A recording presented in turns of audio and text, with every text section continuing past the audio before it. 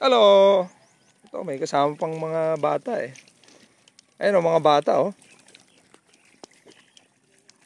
O, diba?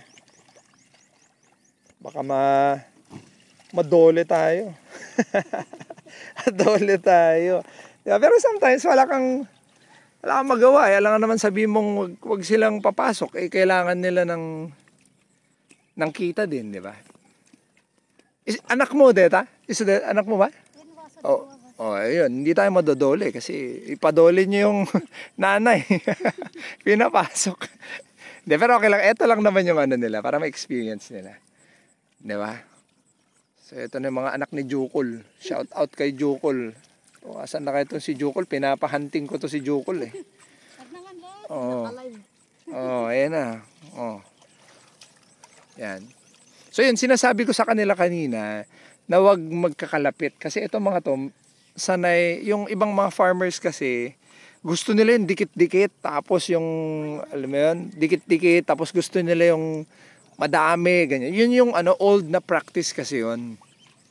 'Di ba? Mantakin mo naman kung 'di ba yung diyan nilagay mo tapos dikit-dikit parang tao din 'yan. Pag masyadong madaming tao tapos yun lang yung kaldero nila, edi payat sila kasi kokonti yung makakain. 'Di ba? So hybrid to eh. So sinasabi ko sa kanila para ma-imagine nila na parang pag tinapakan ko yung lupa, hindi ko matatapakan yung dalawang tundos. Okay, yung dalawang tanim. So para mas ma-imagine nila, wala kasing guide eh. Tapos sinasabi ko sa kanila, dalawa lang or isa. Best isa. Kaya lang problema kasi may mga kuhol eh. So yun yung, ayan, diba? So yung sinasabi ko sa kanila, ayan.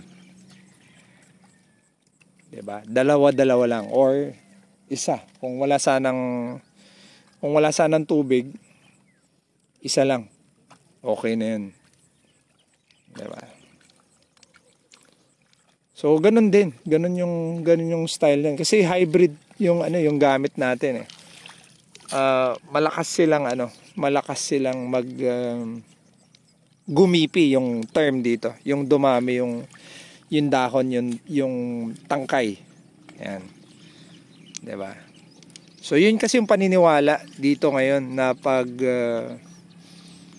mas madami kang tinanim, mas madami kang aanihin. Ano yun?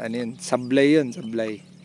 Kasi imaginin mo yan, nilagay mo lahat dito. O di siksikan sila, di kokonti yung nutrient na makakain nila. Mas kokonti ngayon yung ani mo. 'Di ba? So dapat tama lang yung planting distance para ma-meet mo yung potential niya. Maximum yung growth. Wag naman yung sobrang layo na parang nandun yung isa tapos nandun yung isa. Sablay naman yun. So yan yung tamang planting distance.